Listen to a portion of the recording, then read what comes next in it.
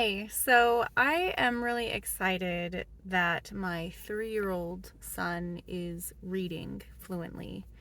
And it's really unique. I mean, I've raised 3 other children who've gone through literacy learning and, language acquisition. And this is just unbelievably early for a 3-year-old to be reading. Um, but I wanted to talk about how that happened and sort of what led to his fluency in books and his ability to read.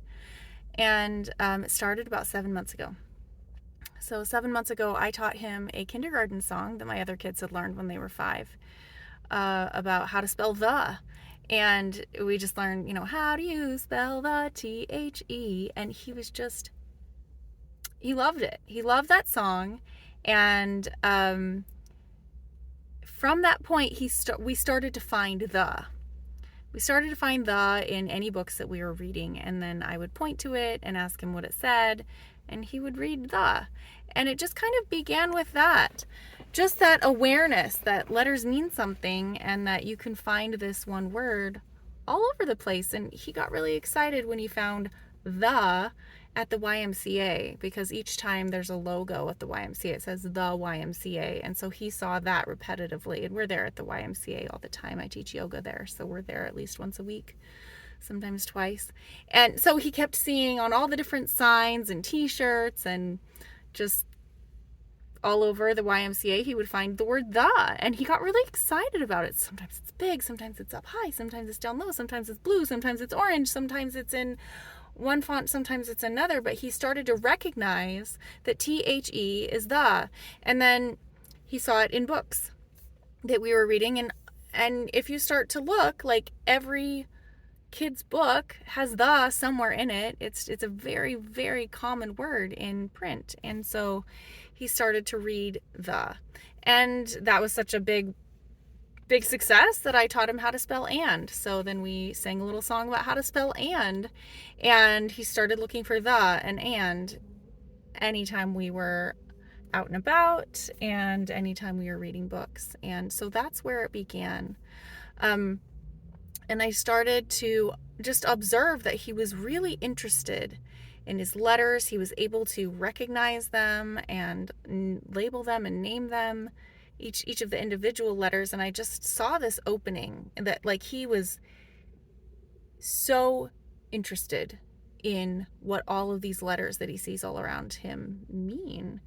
And so I thought about sort of the process of learning that all of my kids went through, and I remembered this sort of pre-literacy phase that my kids all went through, and the type of book that worked for them was a book that had a picture with a word on it. So, for example, a book that says apple, it has the word apple, it has a picture of an apple, and so they know what the word is because there's a picture of it, but then they see the letters.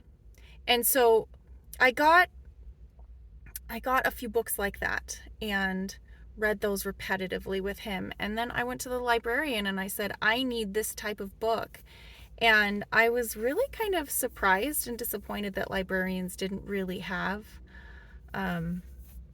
they didn't really have what I was looking for. Like, they didn't know how to help me find it. And so then I had to kind of specify, like, I want a book about colors that has a page with each color and says red on the page that's red and orange on the page that's orange. I want a book about shapes that says triangle and then has a picture of a triangle. And so they helped me find those early reading sort of skills books that they have for preschoolers. There's like a section that has those. Those were kind of helpful.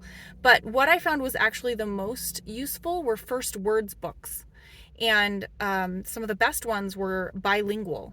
So like a first words book that's Spanish and English, and it has just like 1,000 different objects, like mostly nouns, but words that were labeled with like a picture and a word of what that is. And those were fantastic because I could point to the picture or I could point to the word and I could say, what is that? And then he would tell me. And it was more like it wasn't like he was necessarily at that point reading the letters or knowing what their sounds were or decoding the word, but he was able to place an object with its name and see what the name is, what it looks like, what the letters are that spell that thing. So that is, I think, the best book that we were able to find as he was sort of emerging this interest in reading. And so we got several books like that. I mean, I scoured the library shelves whenever we go to just find as many as we could. And I really think that the most important thing is exposure to many, many, many different things, along with repetition of some really fun and familiar things. So just lots and lots of reading these books that have labels of pictures. And then sort of the next step are books that are like storybooks that, again, are kind of predictable text that the kid can like really figure out and learn and understand what the words are, even without you telling them necessarily. So my favorite book that I've read to all my kids, and they have read to me, one of their very first books is called Red Hat, Blue Hat by Sandra Boynton.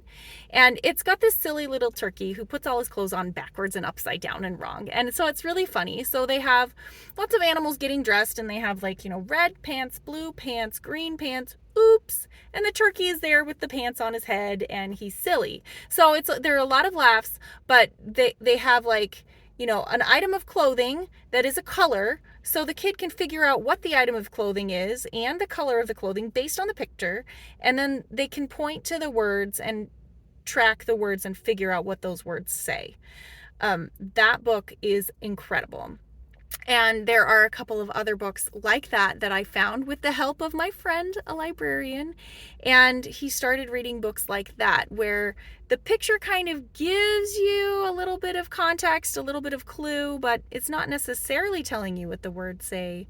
But after reading it maybe once or twice, like, he was able to figure that out and then read it over and over again and then really understand, like, oh, these are these words. And it just, the more exposure, the more we read, the more he started to be able to read by himself. And I think every child in their learning process of literacy, they memorize books, and that is an amazing stage. It's something that you should definitely validate and consider absolutely a part of the learning process. So favorite book that we read a lot of was Go Dog Go, and that's got a lot of repetitive words and a lot of pictures that are kind of similar to what's going on, but it's familiar. And so we got to the point where instead of me saying big dogs and little dogs, he remembered that page says big dogs and little dogs, and so he was able to read the book. But that book wasn't so much actually figuring out what the words were saying. It was more like remembering what the picture is and what the words are that we say with that picture. And that's, I think, a really important step of reading, because it gives them this feeling that they're reading a book. They're able to tell you what the pictures are all about, and they get this feeling of like independence and believing in themselves and just taking charge of, like, I'm reading this book.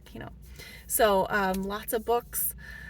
That memorizing the books phase, it's amazing, and that just comes with a lot of repetition, just sitting together, reading books together, and eventually they start reading the same book that you read to them 100 times. They start reading it to you because they know what it says, and they love it, and they enjoy it.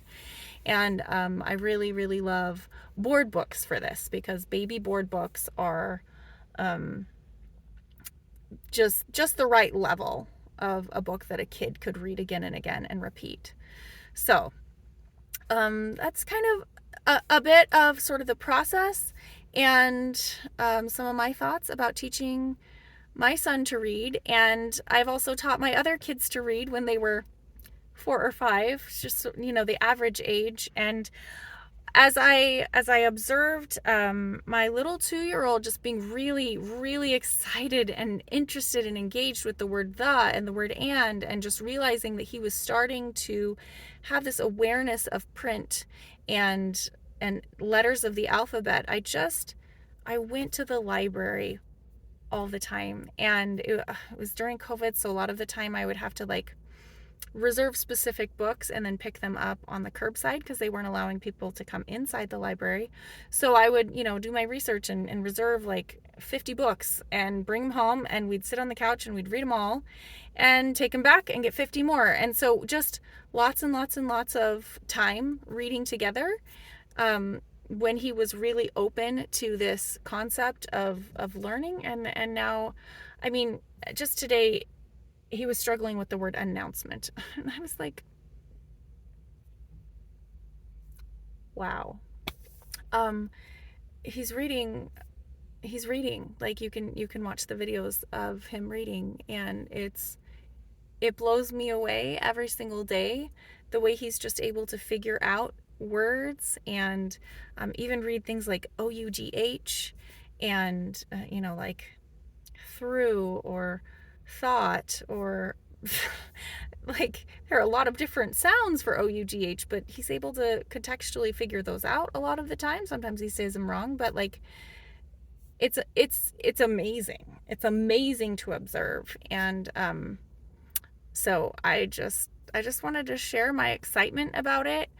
I think that every child learns to read in a natural way if they are encouraged and exposed to lots of literature, but I don't think it's really like an age thing. Like my son was ready when he was 2 and 3 to start learning, but your kid may not have that interest until they're 4 or 5. My advice to you would be, or 6 or 7, and that's totally fine. My advice to you would be, make it fun. Just don't push them to read. Just read with them and invite them to join you. And that is the way that it becomes super successful, is just having lots and lots of time enjoying books.